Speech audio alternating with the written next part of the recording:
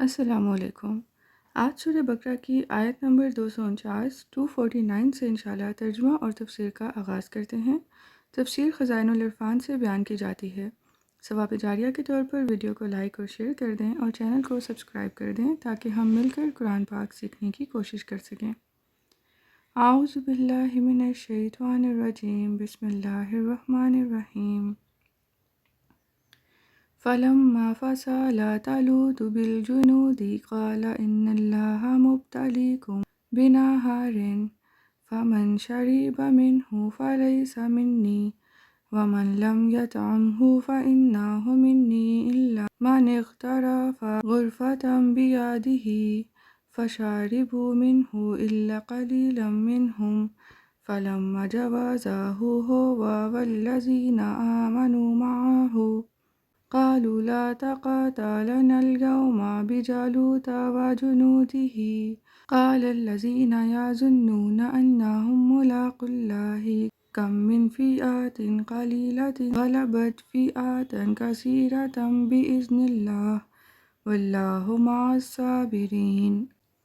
So, when Talut marched out of the city with his troops, he said, "Surely Allah will try you by means of a stream.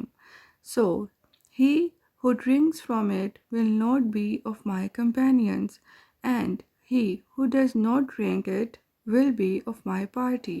But if someone takes only a sip of it from the hollow of his hand, there is no harm."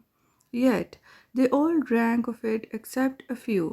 So when Talut and his companions in faith crossed the stream, they said, "We have no strength today to face Jalut and his forces." But those who were sure that after martyrdom or death they were going to meet Allah said, "Many a time a small party has overcome a very large party by the command of Allah, and Allah awards His companionship to the steadfast." پھر جب طالوت اپنے لشکروں کو لے کر شہر سے نکلا تو اس نے کہا، بے شک اللہ تمہیں ایک نہر کے ذریعے آزمانے والا ہے، بس جس نے اس میں سے پانی پیا سو وہ میرے ساتھیوں میں سے نہیں ہوگا، اور جو اس کو نہیں پیے گا بس وہی میری جماعت سے ہوگا، مگر جو شخص ایک چلو کی حد تک اپنے ہاتھ سے پی لے اس پر کوئی حرج نہیں۔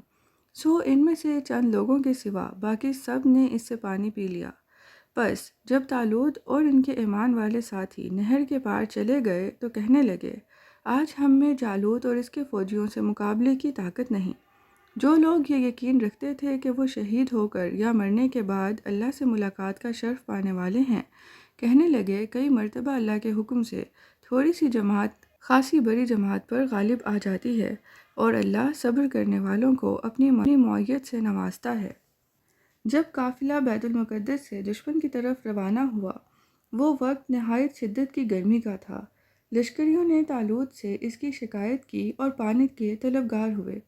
یہ امتحان مقرر فرمایا گیا تھا کہ شدت تشنگی کے وقت جو اطاعت حکم پر مستقل رہا وہ آئندہ بھی مستقل رہے گا اور سختیوں کا مقابلہ کر سکے گا، اور جو اس وقت اپنی خواہش سے مغلوب ہو اور نافرمانی کرے وہ آئندہ سختیوں کو کیا برداشت کرے گا۔ چنانچہ وہاں سب نے پانی پی لیا سوائے چند لوگوں کے جن کی تعداد 313 تھی۔ انہوں نے صبر کیا اور ایک چلو ان کے اور ان کے جانوروں کے لیے کافی ہو گیا، اور ان کے قلب اور ایمان کو قوت ہوئی اور نہر سے سلامت گزر گئے، اور جنہوں نے خوب پانی پیا تھا ان کے ہونٹ سیاہ ہو گئے، تشنگی اور بڑھ گئی اور ہمت ہار گئے۔ اللہ صبر کرنے والوں کی مدد فرماتا ہے اور اسی کی مدد کام آتی ہے۔ وَلَمَّا بَرَزُوا لِجَالُوتَ وَجُنُودِهِ قَالُوا رَبَّنَا أَفْرِغْ عَلَيْنَا صَبْرًا وَثَبِّتْ أَقْدَامَنَا وَانصُرْنَا عَلَى الْقَوْمِ الْكَافِرِينَ. And when they faced Jalut and his forces, they supplicated Allah, "O our Lord, grant us plentiful patience and make our steps firm and give us victory over the disbelievers." اور جب وہ جالوت اور اس کی فوجوں کے مقابل ہوئے تو عرض کرنے لگے، اے ہمارے پروردگار، ہم پر صبر میں وسعت ارزانی فرما اور ہمیں ثابت قدم رکھ اور ہمیں کافروں پر غلبہ عطا فرما۔ فَهَزَمُوهُم بِإِذْنِ اللَّهِ وَقَاتَلَ دَاوُودُ جَالُوتَ وَآتَاهُ اللَّهُ الْمُلْكَ وَالْحِكْمَةَ وَعَلَّمَهُ مِمَّا يَشَاءُ وَلَوْلَا دَفْعُ اللَّهِ النَّاسَ بَعْضَهُم بِبَعْضٍ لَفَسَدَتِ الْأَرْضُ وَلَكِنَّ اللَّهَ ذُو فَضْلٍ عَلَى الْعَالَمِينَ۔ So they defeated them, the army of Jalut, by Allah's command, and Daud killed Jalut, and Allah granted Daud sovereignty and wisdom, and taught him what he wished. If Allah had not removed one group that puts into force tyranny and oppression and breaches peace by means of another who fights for the protection of human dignity and peace, earth would have been ruined. But Allah is bountiful to all the worlds. پھر انہوں نے ان جالوتی فوجوں کو اللہ کے امر سے شکست دی، اور داؤد علیہ السلام نے جالوت کو قتل کر دیا، اور اللہ نے ان کو یعنی داؤد علیہ السلام کو حکومت اور حکمت عطا فرمائی، اور انہوں نے جو چاہا سکھایا۔ اور اگر اللہ لوگوں کے ایک گروہ کو دوسرے گروہ کے ذریعے نہ ہٹاتا رہتا تو زمین برباد ہو جاتی، مگر اللہ تمام جہانوں پر بڑا فضل فرمانے والا ہے۔ حضرت داؤد علیہ السلام کے والد عیسیٰ طالوت کے لشکر میں تھے، اور ان کے ساتھ ان کے تمام فرزند بھی۔ حضرت داؤد علیہ السلام ان سب میں چھوٹے تھے، بیمار تھے، رنگ زرد تھا، بکریاں چرایا کرتے تھے۔ جب جالوت نے بنی اسرائیل سے مقابلہ طلب کیا، وہ اس کی قوت جسامت دیکھ کر گھبرائے، کیونکہ وہ بڑا جابر، قوی، شاہ زور اور قداور تھا۔ طالوت نے اپنے لشکر میں اعلان کیا کہ جو شخص جالوت کو قتل کرے، میں اپنی بیٹی اس کے نکاح میں دوں گا اور نصف ملک اس کو دوں گا، مگر کسی نے اس کا جواب نہ دیا۔